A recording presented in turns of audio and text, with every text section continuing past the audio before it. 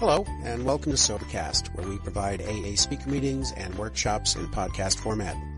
We're an ad-free podcast, and if you enjoy listening, please help us be self-supporting by visiting Sobercast.com, look for the donate link, and drop $1 or $2 into our virtual basket. We hope you enjoy the podcast. Have a great day.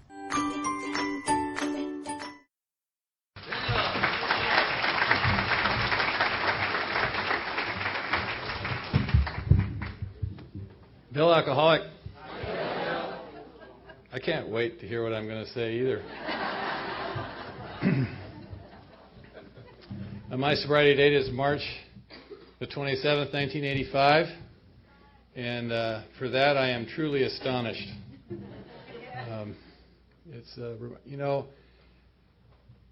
Dave started talking about changing the big book. That's all I can think about now. And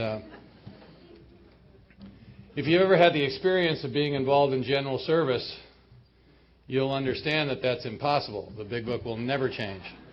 Because as soon as you get into a position that you actually know what you're doing, they move you. For fear that you might affect some change. Probably one of the more brilliant structures of Mr. Wilson. And get into general service, it'll drive you nuts. It's just amazing. And you can't drink for years because it takes, once you get in there, they won't let you out, until you really want to try to do something, and then they eliminate you. And it just drives you nuts.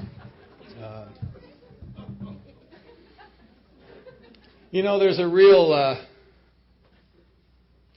you hear a lot of people in AA, some speakers, that talk about how we've lost our edge, that we've lost something, that the message has been diluted, and we should go back to the basics and back to the way it originally was. It's like Clarence Snyder used to do. You couldn't go to a meeting for about 3 months. He'd beat you to death with 5 or 10 guys every day, make you work the steps, and then he'd let you come to the meeting for fear that you might dilute their statistics of success rate. So they weed them out before he ever got to the meeting. Should we go back to that? Some of us think that's a pretty good idea. The AA shouldn't work because the first rule of Alcoholics Anonymous is that everyone gets to come. Everyone. And you and I both know there's some people that should be weeded out of this thing. It just shouldn't work. The drug addicts have been ruining Alcoholics Anonymous since 1935. It's going to, and you can see them in the back of the room, all the tweakers and the crackheads and stuff. Raise your hands. See, they're hiding out in AA.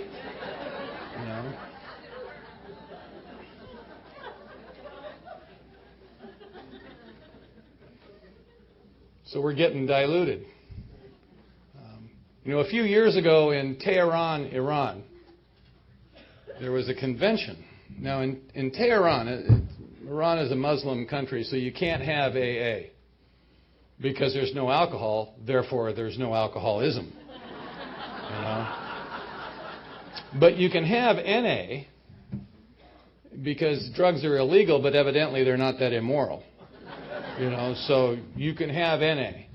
So they had an NA convention in Tehran. 12,000 people showed up. 12,000. The only event in the U.S. that's that big is Founders Day. 12,000 people at an NA convention. Now, do you suppose there's some alcoholics hiding out in the NA meetings? Destroying from within? You just know there's winos there that are just ruining the program, There's three, how we handle singleness of purpose is that we give you a big book and we'll give you the steps and we'll help you struck whatever your weird little fringe group is, When they came up with Codependence Anonymous, they came up with an organization that absolutely every living human being qualifies for, So everybody can work the steps now. And we help you start your own group. There's 300 12-step groups now. 300. There's a group for every fringe, weird nutcase you can imagine. I mean, it's just that's how we handle singleness of purpose. And I think if you want to look at the growth of Alcoholics Anonymous, you have to consider that. Look what spun off from us. Everybody wants to be us. They all want to be us. I think we're thriving just well. The other thing that these people, these naysayers, say is that there's 2 million members and it was growing. And we used to have an 875% success rate. Now it's negative 472. And however you take the statistics that you don't understand and twist them to meet how you feel about your local group is what they come up with.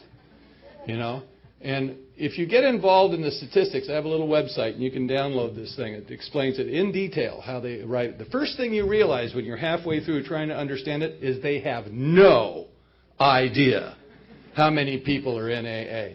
They have no idea how many meetings there are.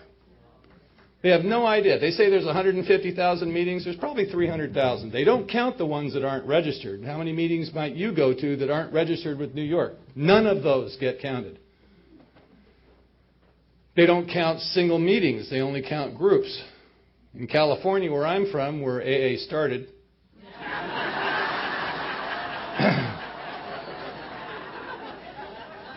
specifically Southern California, the epicenter of sobriety. There aren't many groups. There's only individual meetings. Probably 20% of the population of Alcoholics Anonymous is in California. Probably. Maybe. Who knows? Who the hell knows? There's millions of us out there, though. The meetings are overflowing. You all send your kids out there after you hang them up in trees in Idaho and beat them with birch twigs for a while and send them to recovery places, and they all dump them in our meetings, and we have to sponsor the little bastards. That's where all the tweakers are coming from.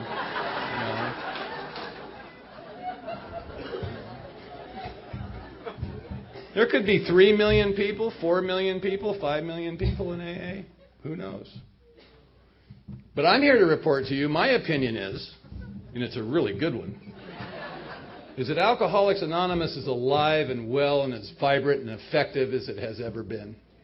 I think it's better than it's ever been. I really do. I really believe that. If you're in an AA community and there's a strong ethic of sponsorship and step work, the meetings that you go to are going to reflect that. People aren't going to use the meetings as their sponsor because they have a real one. And they're actually working the steps. And that's what people will talk about in meetings because that's what's going on in their lives. That's Alcoholics Anonymous. The people want to structure the meetings and have it so rigid and tight so that the message is carried. And my belief is the message isn't carried in the meetings. It's carried when you and I sit across my kitchen table from each other and we're reading the book together and working the steps together. That's AA. The meetings are for where we meet each other. It's where we find each other. And the meetings are anarchy because everybody gets to come.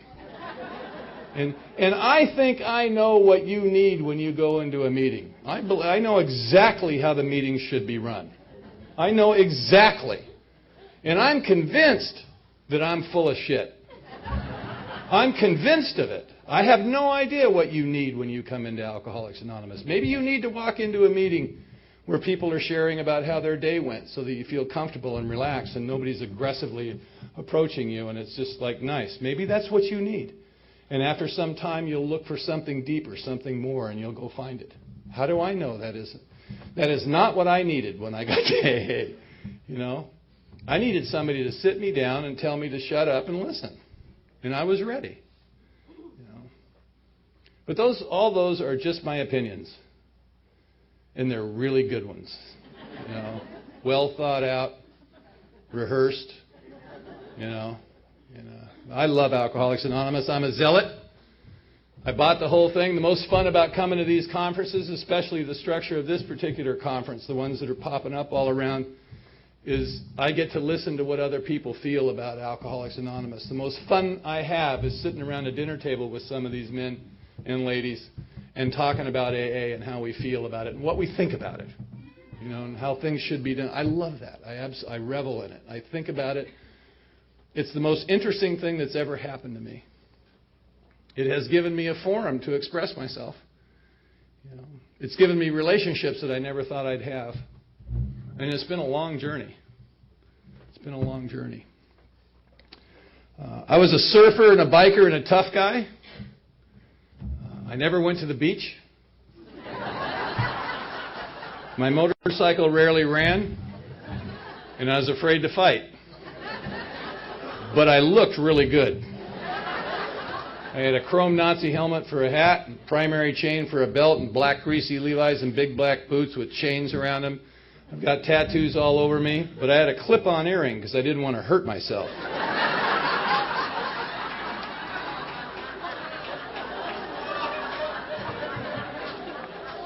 My biker nickname was Horny.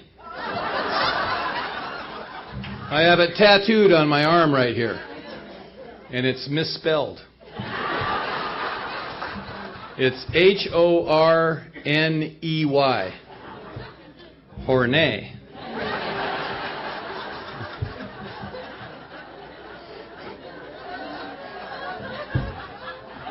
Well, what can I say, There's my story. The other thing I love about these conferences is they give you a topic to share about, because I get tired of hearing my story, what happens with speakers, I'll tell you what happens, is we start making stuff up. And it isn't for you. It isn't for you. It's just to keep our own interest, So really it isn't a lie. It's just kind of a fabrication, and I've been in a mental institution. I was in a mental institution twice. My wife was listening to me talk one time, and I said, I've been to the mental institution a few times. And she's in the car with me, and she goes, weren't you in the mental institution twice? Oh, well, yeah, you know that. She goes, why did you say a few times? That's more than two. And I told her to shut up. Now, tell me this. Where else would you enhance your number of times in a mental institution?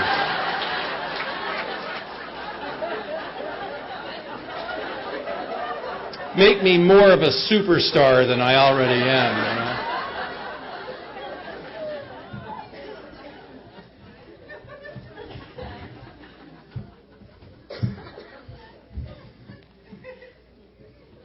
My dad got sober in March of 1954. When he died in 99, he was 45 years sober. My mother died in 2002. She was 48 years in Al-Anon. And she helped found the Al-Anon Central Office of the Intergroup in L.A. And we hung out with Chuck Chamberlain and all the boys.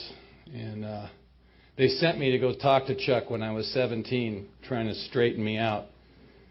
My vivid memory of that was sitting next to him in his chair, overlooking the window in Laguna Beach, thinking to myself, what is this old guy talking about?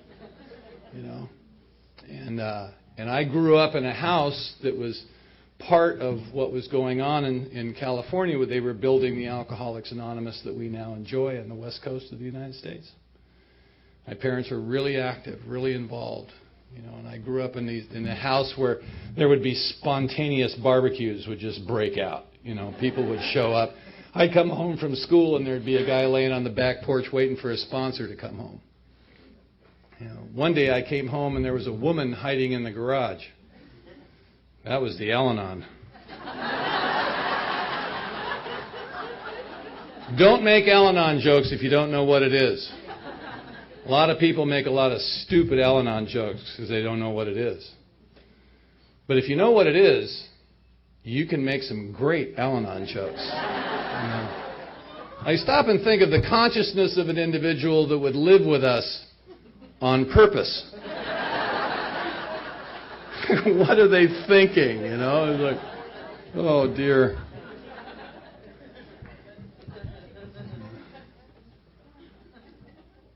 By the time I was 17, I was a bad drunk in high school. I was carrying a gun, and I had the big jacket and the slouch and the sneer and a bad attitude. And I grew up in a pretty nice home. I have no idea where I had rage. They sent me to my first shrink when I was 13 because I was just pissed off. at the injustice of it all, I guess. Who knows?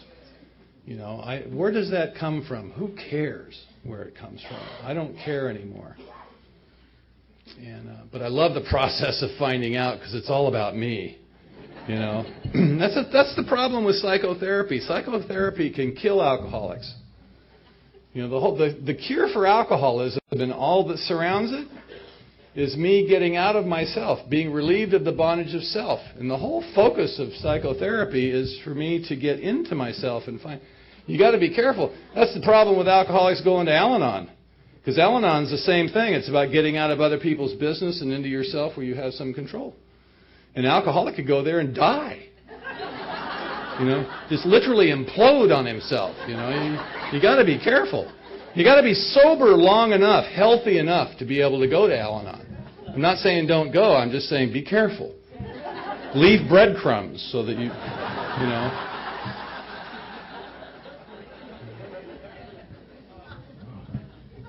My dad used to tell me, he says, stay out of Al-Anon, man. He says, don't suck the air out of the room. He says, if you're going to go, don't share. Just listen to them, But at 17, there was no talking to me. I was in trouble. And at 22, I was in the Oregon State Mental Institution. One of those few times I was in the mental institution. And I was running with an outlaw motorcycle gang, and I was sticking needles in my arm every day and drinking like a fish. And I had gotten married, and I had 2 kids, and we lost a house, and I wasn't coming home to that family, and they were on welfare, and it was awful. Short party. Sipping on beers at 13, 14, finally getting really drunk at 14, 15. 17, already been to jail, in trouble, carrying a gun. 22, mental institution. Powerless. You don't need any other proof that alcoholism is physiological other than that last 3 to 5 years that you and I spent out there. No one would consciously do that to themselves if they had any choice in the matter at all. There's no party. I mean, we all tell the same story, don't we? We all tell the same story that long before we ever drank, we felt separate from. We didn't feel part of. We couldn't connect. The aliens had dropped us off and we're waiting for the mothership to return. We have cute ways but we all tell the same story. And usually when we're telling that story, somewhere along the line, we'll use a term called alcoholic thinking. As if there is such a thing. I mean, you repeat something often enough and people just pick it up. Like, oh yeah, I have alcoholic thinking, You don't ever hear that term anywhere else than in Alcoholics Anonymous. It's like you never hear that we're above average intelligence in an Al-Anon meeting either. Ever. They never talk about us like that, You know what the professional community says about us? The professional community says, and Silkworth said, he wrote a paper on it in 1940-41. They say that we are emotionally immature. And we hear that and we go, no! I have special thinking. I have alcoholic thinking and it's never going away. And you need to consider that when you're dealing with me. I have special thinking. I'm convinced that we're just emotionally immature. I got here at 37 years old, and on a good day I had the emotional development of a 16-year-old, and this kid was not an honor student. He's not the one that's mature beyond his years, They got into Harvard at 12. This 37, and I look grown up, but I'm not. And I have no clue. I don't know that I'm emotionally immature. I don't know that I'm not capable of connecting to other human beings. So I think the whole idea when we felt this disconnect when we were kids and we felt gawky and geeky, I think all kids feel that way at some level. The difference between us and them is that we medicated that feeling and we never grew out of it. And here we are now. We're going to grow up now. And the chances of us doing that and looking good are really slim. Because we're a little late. We're a little late. And so we have a couple of drinks and that feeling goes away. And I think the whole idea behind the drinking, was to have a couple of pops and get out of the house and go to the party and have some fun. Hook up with her or him and have an adventure. I ended up naked in my living room watching religious television, taking notes. I'm having sex menage a uno. There's no one else in the room. We're partying with Billy now. It's getting serious. So next time somebody walks into one of your rooms and says, well, I'm just a party kind of guy, ask him, how many other people were at the party?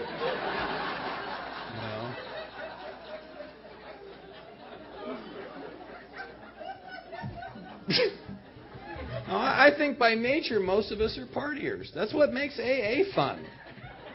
AA's fun. These things are fun. All the people that come to conventions, this is like preaching to the choir.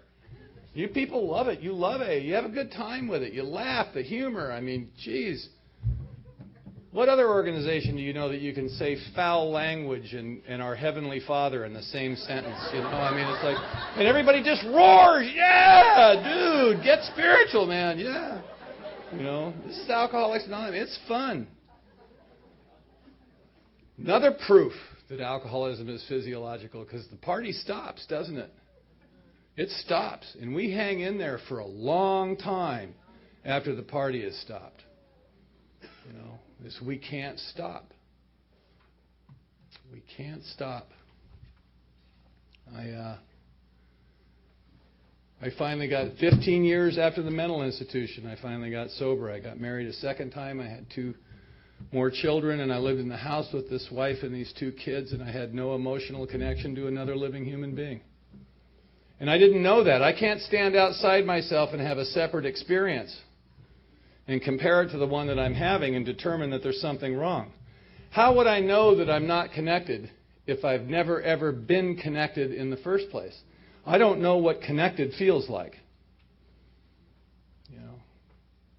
That's why the alcoholic life seems like the only normal one. It's the only one I ever knew. When I come to you, I have no comprehension that there's a different way of living and a different way of feeling, because I've never lived that way or felt that way ever in my life.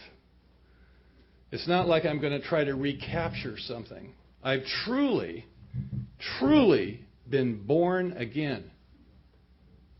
And I don't even know it yet. I was 2 or 3 years into sobriety, and I went to hear this Indian guru speak up in Hollywood. And a friend of mine was connected to this man, really, really neat guy. And after he gave his talk, we were sitting in this back room, just the 3 of us. And we were sitting there talking, and I'm talking away, which is my way. And he looks at me and he starts laughing. I go, what are you laughing at? He says, I just love you, alcoholics and drug addicts. And I said, why is that? And he goes, well, the rest of them out there are trying to get awakened. You're just trying to figure out what the hell happened. and he smiled, and he very sincerely, he says, you've got it. You just don't know it. But you've got it. People pay big money for what has happened to us. People take a lot of dope for to try to recreate what has happened to us. It's a remarkable thing. It's a very special thing. It's rare what has happened to us. We've been awakened. And I think the rest of the journey is to take that awakening and turn it into some kind of an awareness where we're actually aware that we're awake. Maybe there's something that we can do with this. Maybe there's a reason why I was awakened. Maybe there's a job for me here. Maybe this is about more than just me bettering my life. And maybe it's going to look completely different from what I think it's going to look like. Because like most of us, I'm here to get the heat off. I don't want to lose my wife and my family. I don't want to go down the drain. I want it to stop.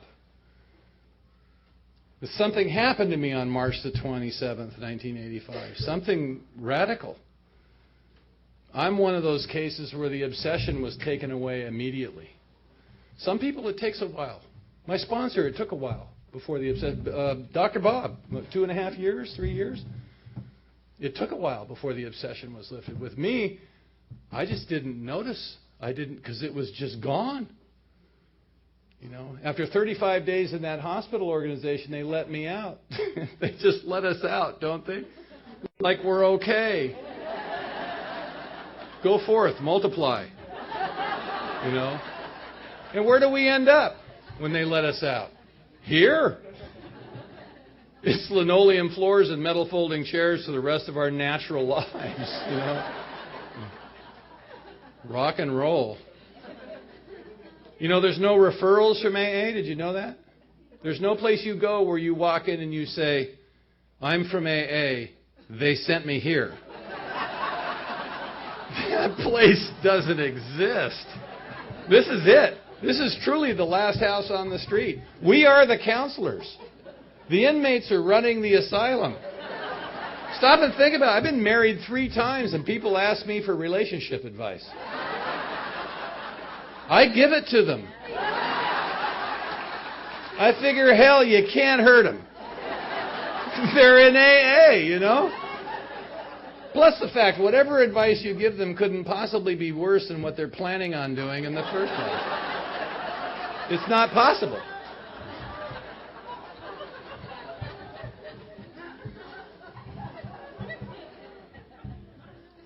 Plus they always come and tell you what they've already done anyway.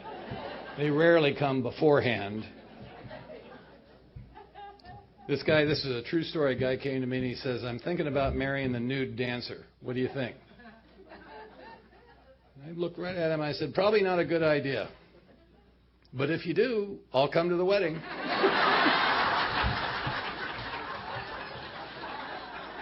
He married her. It was horrible. He's now married to a school teacher. They've adopted a child. They've been together a long time.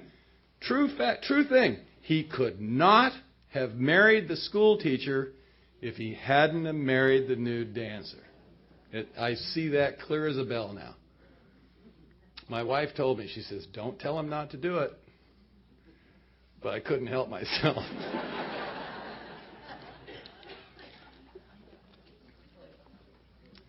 So now I'm in AA. What now? You hear a lot of stuff around here. A lot of it's really good. You talked about AA is a dynamic organization. It's evolving and changing. The demographic has changed. Recovery is available at all levels of our society now. You know, Wilson wanted to build hospitals across the country. We have that. Maybe it didn't look like the way we thought it was going to look, but here it is. You look at the young people coming into AA today, you know. I mean, what we do is we complain about them, don't we? What are they doing here? I have a bunch of my old buddies going, we're not a daycare center. There's like this illusion like these kids are coming here because we're so hip. My friend Scott Redmond used to say, Alcoholics Anonymous has offered me a level of lameness that I didn't know was available. It's like it's a new paradigm. And, I think they're coming here because they need help. My men's stag, the Hermosa Beach men's stag, the epicenter of sobriety, the epicenter within the epicenter of sobriety, you know. About 100 guys, and it's a real right-wing kind of a meeting. When did working the steps and reading the book become right-wing? It's another thing. I should stop using that. It's just middle of the road. You know, that's what we talk about there. If you start talking about your girlfriend, we'll just start clapping until you stop. And we're not interested in how your day went. You know, really, not at all. You know, we're talking about recovery here, and we pick a topic and we share on it. And we have a leader that leads. He points at people. If you raise your hand, we'll just ignore you. You'll get a resentment that'll keep you sober for a decade. You know, it's one of those meetings, you know. About 100 guys. And 8, 9, 10 years ago, the young people started showing up. And they were always out in the parking lot. They finally started matriculating in, you know, and staying sober. And they just refused to leave. About 6 or 7 years ago, this kid was taking a cake. He's 15 years old. He was taking a 1-year cake. And he's short. He's like 3 feet tall because he's not done growing yet, you know. And you got to stand up at the head of the room. And it's very intimidating because we are judging you. And we're okay with that.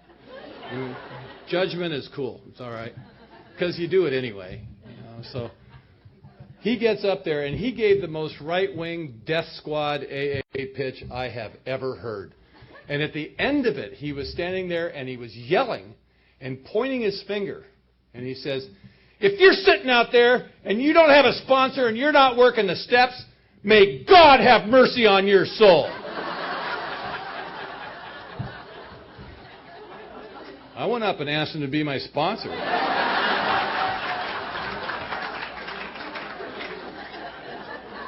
We were walking around for weeks after that looking at each other going, may God have mercy on your soul.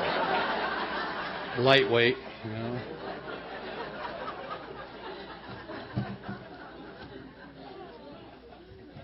So now there's kids in the room.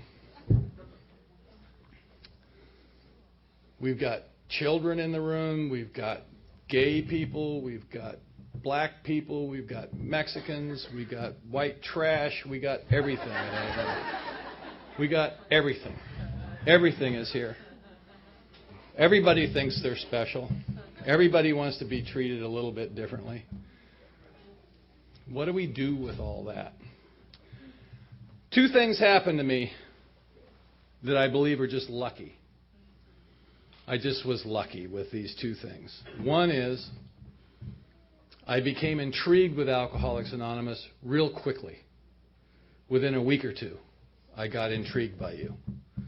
Probably the first meeting I went to, I got intrigued. It was a crazy meeting and a lot of hooting and hollering. It was one of these classic Southern California sacrilegious meetings where people yelling across the room and everybody's counting the steps off and people got blue hair and, you know, I mean, it was just, and I'm thinking, I'm sitting in the back of the room feeling really out of place, like I've always felt all my life, thinking, you know, this is kind of cool. I had no idea it was going to be like this, you know, and then it escalated from there, and I fell in love with the stories. I got intrigued with your stories. You know, I have a friend, we got sober together, and he says that he stayed sober 6 months just on the stories, just coming to listen to the stories, to hear it, you know, to hear his story, essentially. When we get intrigued by the stories, it's because we relate to it, we get it. Dr. Paul said, you know, I mean, if you start laughing at the jokes, that's when you catch alcoholism. You know, if you get the banter, if you get the dialogue, if you get it, you're probably screwed, you know. Because they just don't get this stuff down at the Rotary Club, you know. I mean, it's just like, it's not the same deal. The second thing, so I've never lost my enthusiasm for AA. I've never, in 27 years, I have never been bored. I've been pissed off, I've been a lot of things. But you have never, ever bored me. And I'm convinced that if you're sitting in AA, if you're bored, it's because you're boring. You know, I mean, this is better than any reality television show they can make up. You just know there's going to be one someday, you know, where they're going to have this AA meeting and they'll film it. They could come down to the Hermosa Beach Alano Club and just set up their camera and walk away. You know, I mean, it's just a zoo. It's a zoo, you know. I mean, what's not to like? I've always been attracted to bizarre, you know. The second thing that happened is I asked a guy to sponsor me, and I got a guy that wasn't afraid of me. And I don't mean because of my size, but by this time when I showed up in AA, I was like over 300 pounds, and I was just a mess. And there was no big tough guy anymore. None of that. That head was long, long gone. So there was no intimidation factor. What I mean by not being afraid of me is he was not afraid to be alone with me and sit and read the book with me and share his life with me. And a lot of us are afraid of that. You know, a lot of us say things like, well, I do other things. I don't sponsor people. Like what other things? There's no other job in AA. There's nothing else to do. Everything else is an activity. Should everybody sponsor? Absolutely. There's nothing else to do. You know, and you can't make up for that with anything else. You know, The amount of recovery that we get from sponsoring people, how we confront our defects of character and all that happens in that one-on-one interaction. It's an intimate relationship, and we don't know anything about intimacy, and we're afraid of it. That's how we learn intimacy. That's how we grow up emotionally, is by interacting with each other. So this guy brought me right into his house, and we sat there, and each week, he gave me an assignment. He said, read the doctor's opinion, make notes in the margin of what you agree with and don't, and we'll discuss it. And I sat down, and he did not trust me that I'd read it, so he had me sit there and read it to him out loud. Rule number 1, make sure they read the book. And he did that. Now, I thought this is how you were all doing this. I didn't know any different. I didn't know that there were other ways. I didn't know there was AA Light. Maybe I would have gone there, And I don't know. I didn't know. And I got lucky with that, because right off the bat, man, fresh off the truck, I'm working the steps. No hesitation.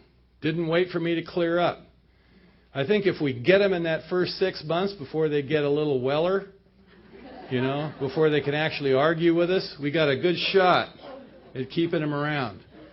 Because I don't know if you've ever sponsored a guy that's been around for several years and then finally he decides it's time to work the steps, you got a fight on your hands sometimes. I won't fight with him anymore, but I used to fight with him. Just come on now, shut up and read that. You ever had a guy want to do the third step? And you get to the third step and he says, you say, are you ready to do the third step? And the guy says, no. I go, why not? He says, well, I have a problem with God.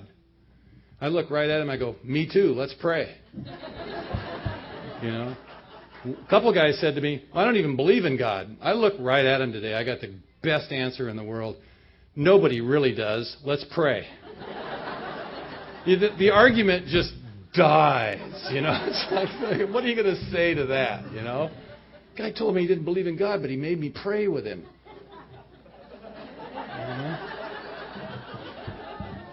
Let's move on. Let's keep going. God isn't an issue. None of this stuff is an issue. So this guy got me into it right away. And at 6 months, I had done a 5th step.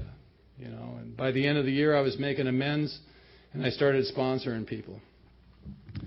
So the first step says that we're powerless and that our life had become unmanageable. It gives the idea that at one time my life was manageable.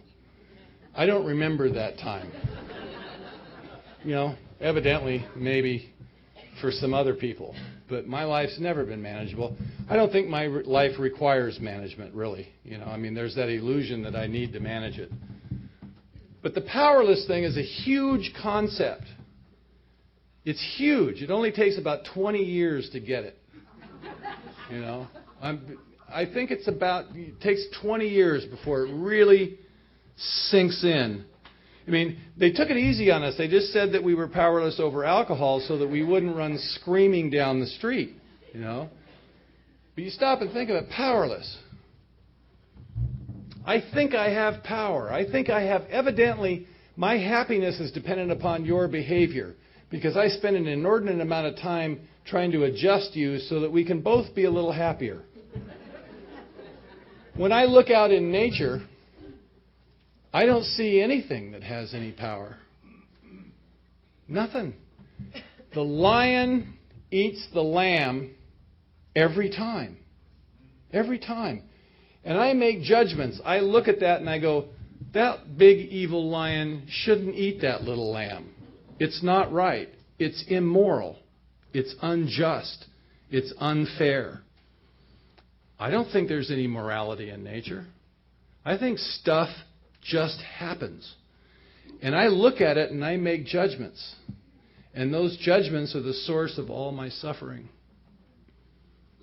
That illusion that I have some power is the source of all the suffering in my life. I think I have some control. I think things should be different than they are, and they continue to stay the same. And I suffer over that. I feel the pain of loss of somebody close to me. Then on top of that, I make the judgment that they should not have left me, that they should not have died, they should not, whatever happened. Now I've taken the normal, natural pain of life, of loss, and I've laid a layer of suffering over the top of it with my judgment that it was incorrect. Power. I have power. The lion keeps eating the lamb, so we make up parables, and we say the day will come, someday in the future, when justice will pervade. Because right now it's awful. So sometime in the future, when it's not awful anymore, the lion will lay down with the lamb. If that day comes, I'll bet you that lamb will be nervous for eternity. It is the nature of the lion to eat the lamb. It's just the way things are. Hope at that point becomes a problem, doesn't it? Hope is not a positive thing. Hope tells me that now is not good. That now shouldn't be the way that it is. And the truth is, all I have is this present moment. There is nothing else. Everything else is an illusion. It's a fantasy. It's a creation in my own mind. Powerless, the depth of the concept. Now, when we're new, the physical allergy to alcoholism is our number one issue. Am I powerless over it? In my case, it was just obvious. I mean, it was...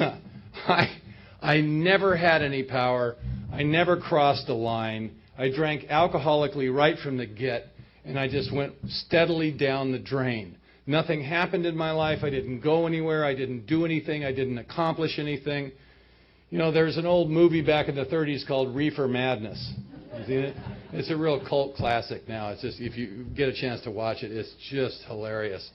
And in there, essentially what they tell you is that smoking marijuana leads to heroin. Well, you and I know that's not true. It's beer leads to heroin. It starts with the beer, you know. And in the end, for me, all the drugs were gone. I had quit all the drugs. All the 60s cool stuff was gone. There was no more rock and roll. There was me and a gin bottle. I had to get sober to realize the depth of my alcoholism. Don Pritz used to say, people ask me, what's my drug of choice? Well, my drug of choice was heroin. The drug I had no choice over whatsoever was alcohol. That's true for me. I never thought to quit. I never tried to quit. But I quit a lot of other things, a lot of other stuff, you know, that Paisley era that I grew up in. But in the end, there was me and a gin bottle. So at that time, I'm sitting there with this sponsor. All I needed to be clear about was the fact that I was powerless over alcohol. My life being unmanageable, just look at it. Just look at it.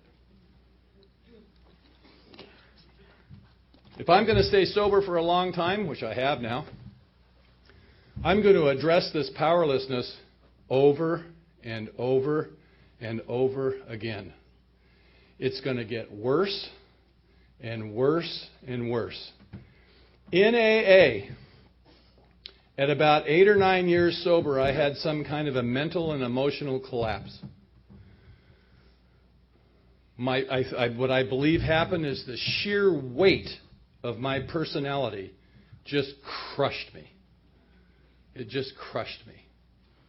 And I left my wife and 2 kids and ended up living in a storeroom over my office in El Segundo.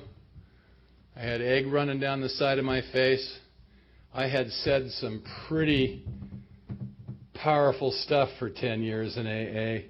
There were a lot of people that were really happy to see me crash and burn. And I don't blame them a bit. You know, I had a lot of amends to make in Alcoholics Anonymous.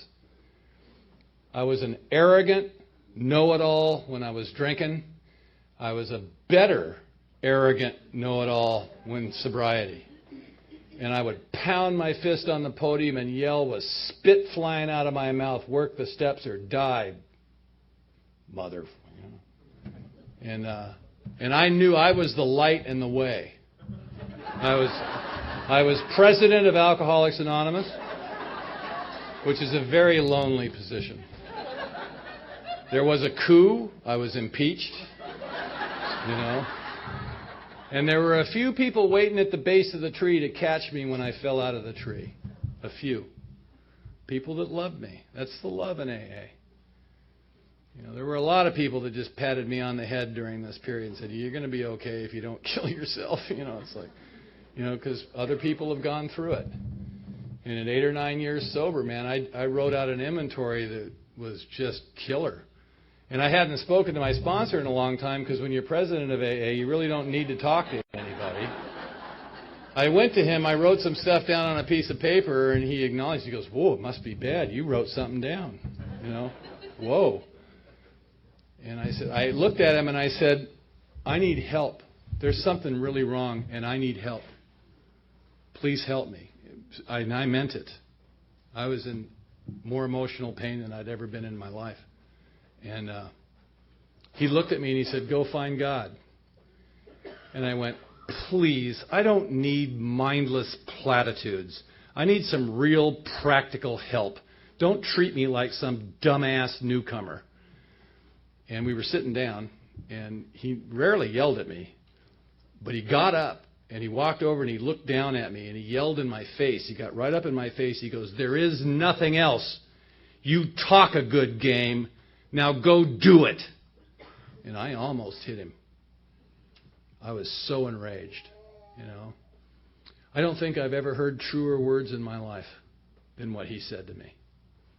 And that is not what I wanted to hear. I wanted to work on Billy's some more. I wanted to go deep down inside and find the root cause of my neurotic problems, when I was in the recovery place, they made me wear a sign around my neck. I had to make the sign. We made it in crafts. It's a little rectangular piece of cardboard with a string that went through it, and it said on there, I am not a counselor. Because evidently there was some confusion about that.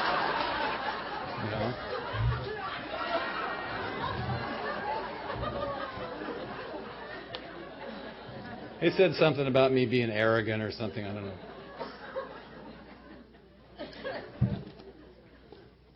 I had to start over. I don't have the power.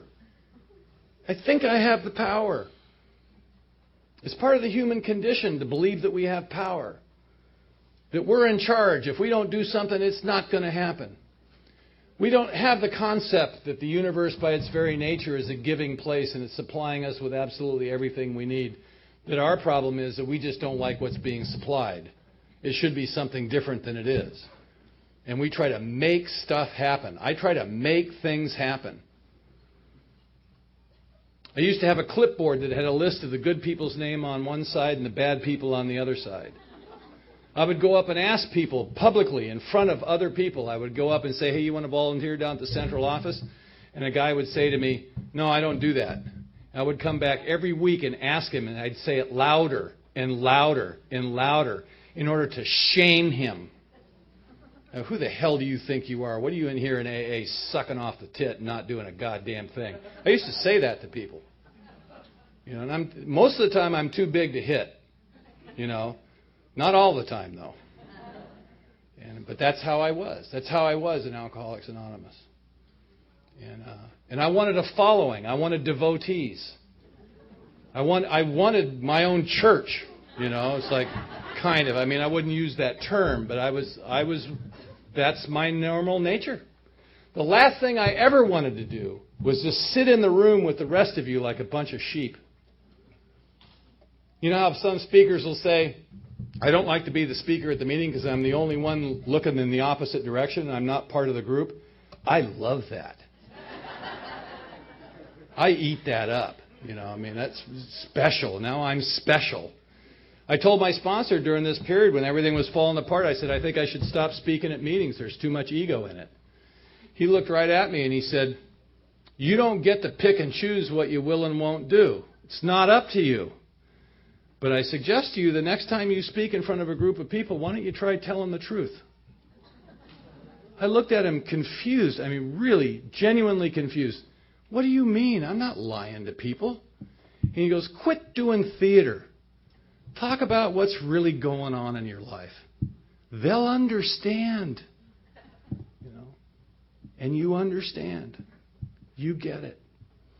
You know? So the next time I spoke at a meeting, I started talking about ego.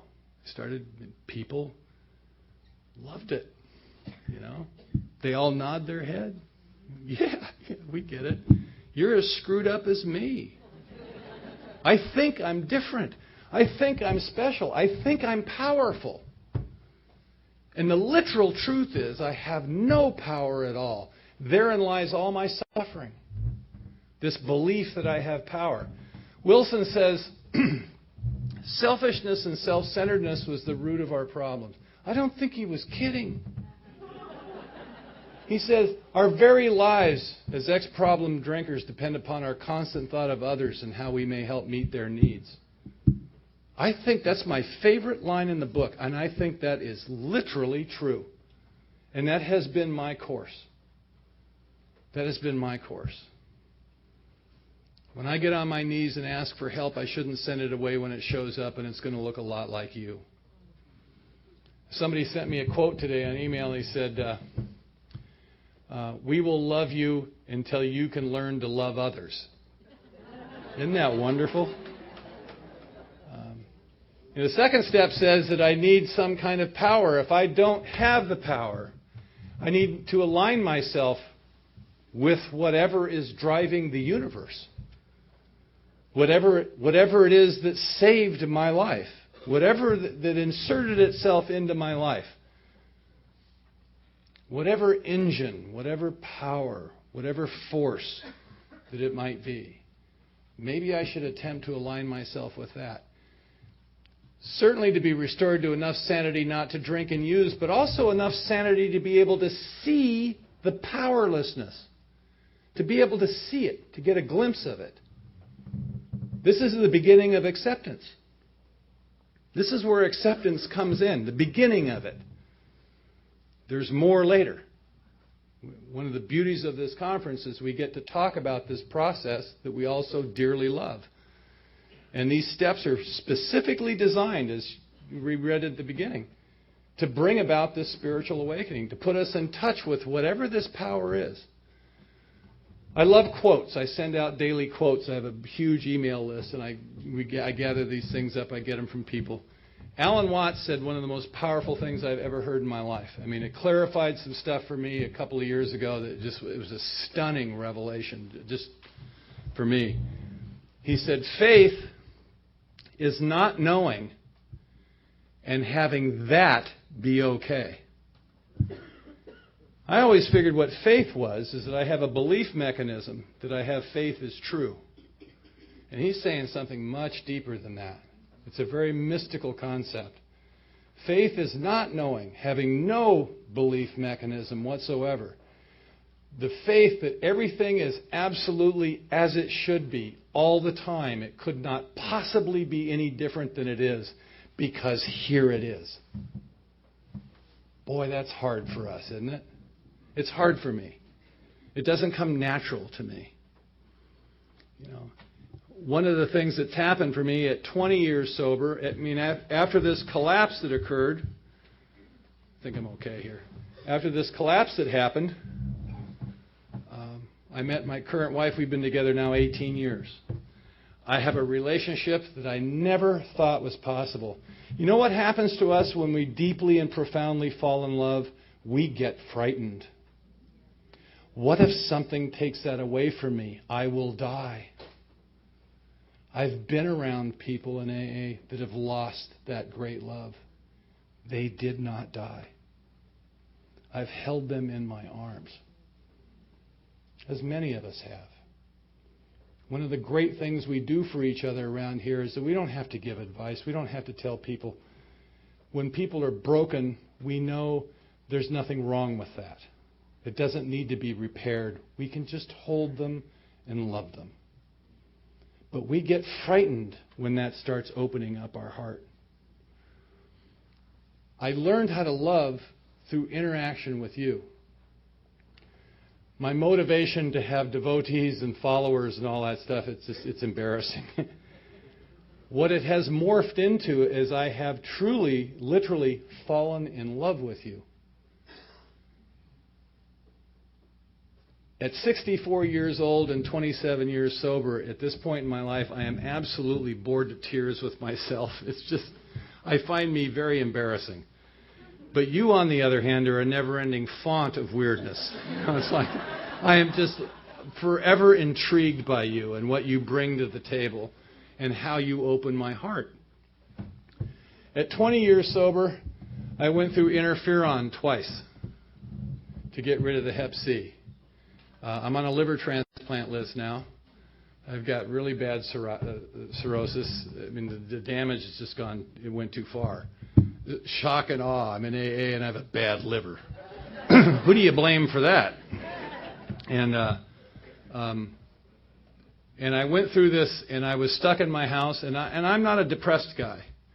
I'm not a suicide guy. I'm a homicide guy. I much prefer... Another Scott Redman. I much prefer your death over mine, you know, and I miss him every day.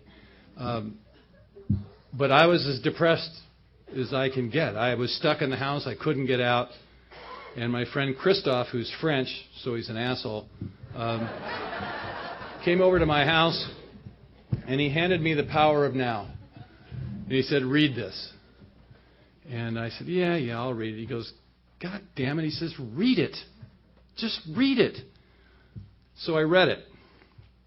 And Tully tells a story about waking up in the middle of the night with just one more anxiety attack in the middle of the night. And he walks out into his living room and he says to himself, I can't live with myself any longer. And the very next thought is, well, then there must be two of me. If I can't live with myself, there must be two of me. And the very next thought is, I wonder which one is real. Great question. That was his enlightenment. That was his moment of awakening. And I read that, and I got that. I got it. And I've read stuff like that before. I'm a great study. I read books and spiritual stuff so I can repeat it back and sound real spiritual. And most of the time I'm not conscious of this. This is all hindsight. This is looking back, at the track record of Bill C. But none of it really ever got internalized. It never really went inside to where it affected any kind of real spiritual change in me. This whole thing of finding a power greater than myself has been a very long process, and it continues. It continues. But at that point in time, I read that book, and it changed my life. The book, I don't know if it was the book. The Student was ready. People have been talking about this since the dawn of time. This is not new information. This is very old, ancient stuff, very mystical, ancient stuff. And I started meditating with some intent. I started meditating to get some help for my condition. And not the physical condition, not the liver, not that. My heart, how I perceive the world, this psychic change that we talk about incessantly. How I look at the world, how I see it. Is it a dark place? At that point in my life, it was a very dark place. And I was trying to will myself out of it. I was going and I was trying to keep moving like we do. I have pretty good discipline and I can just get off my ass and go to the meeting and I can do stuff, but it wasn't helping. I reached a point where I needed more than just showing up. Bring the body and then the mind will follow. It wasn't working anymore. Doing fist steps with guys, and it wasn't working anymore. It stopped working. And I started meditating, and I had the experience of being able to watch my thoughts. I came to understand through an experience that I am not my thinking mind. That's my connection with this power.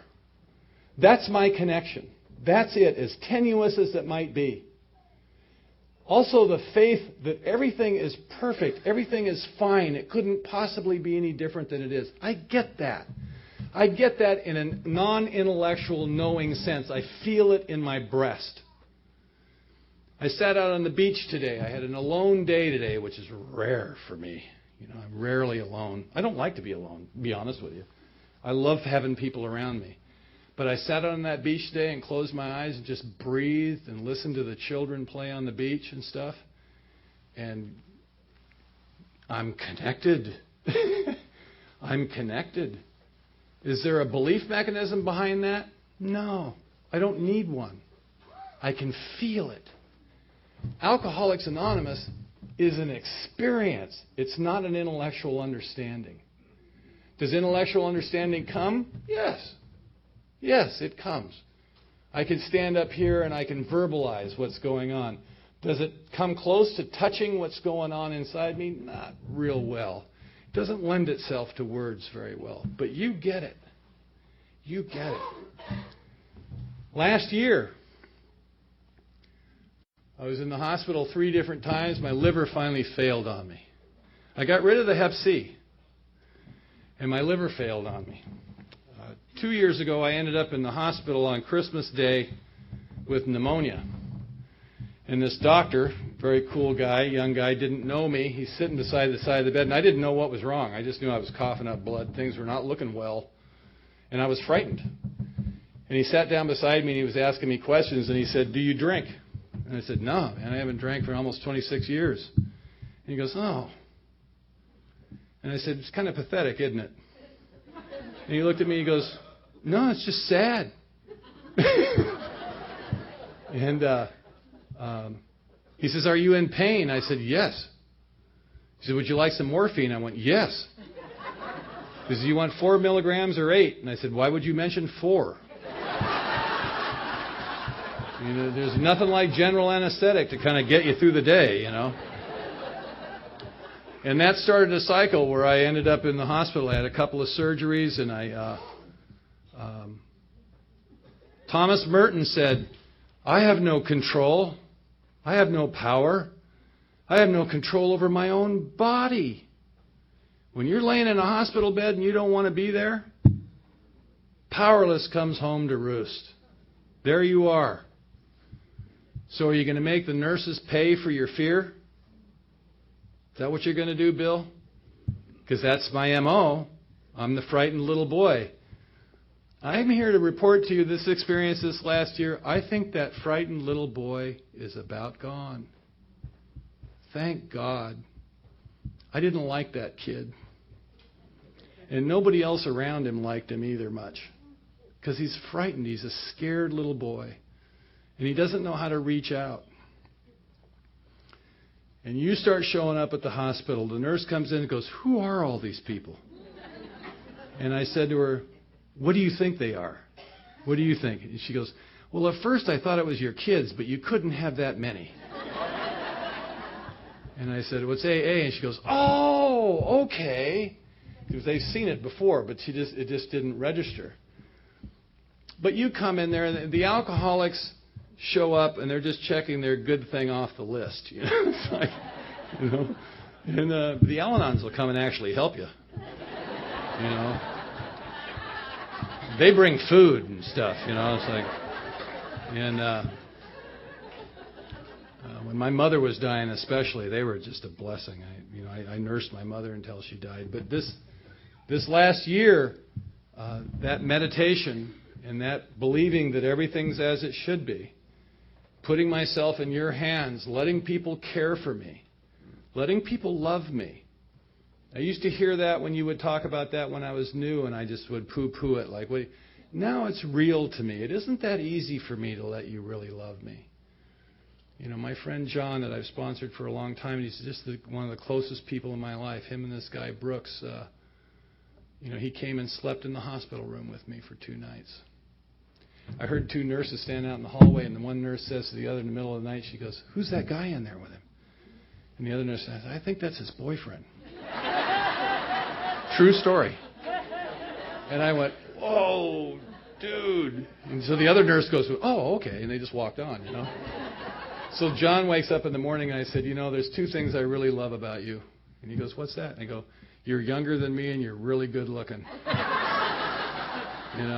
Thank God, because you're my gay lover, man. He goes, "What?" And we just roared. And then tried to tell them about our wives and kids, but they don't believe that. It came out later, you just have to live with it, Don't we laugh in the face of death? We laugh in the face of death. You know what we can do when we walk into a hospital room when somebody's really sick is we can make them laugh. Maybe their family members can't do it, but we can do that. We can bring humor into a dark room. We can light up the room. You lit up the room for me. You lit up the room. So this second step about being restored to sanity, have I been restored to sanity? I think so. I think so. Am I perfect? No, of course not. But what's sanity? When I screw up, I can say I'm sorry. You know? All of my problems reside in the third dimension, in the realm of the material. All the solution to all of them is in the fourth dimension, in the realm of the spirit. It's taken me a long time to be able to see that.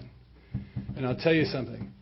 The most important concept in the 12 steps for me today is this whole idea of powerlessness. Certainly when I'm new, not drinking, not using, critical. And I've got to understand that and really know what my problem is. And as the years have gone by, if I'm going to be peaceful and quiet in this sobriety, the powerlessness takes on a larger and larger and larger meaning. And it encompasses everything. I am not of the school that once I get sober, I am re-empowered. It just simply hasn't been my experience. I understand when people talk about that.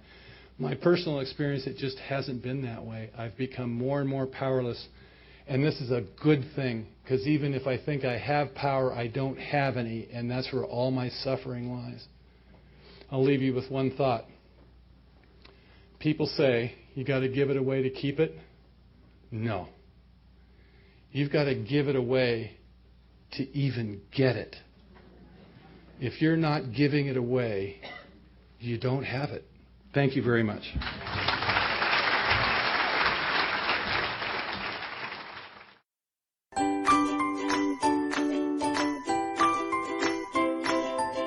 Thanks for listening. I hope you enjoyed the podcast. Sobercast is ad-free, and we'd like your help in order to keep it that way. So if you'd like to help us be self-supporting by pledging $1 or $2 a month, visit Sobercast.com and look for the donate links. Thank you very much.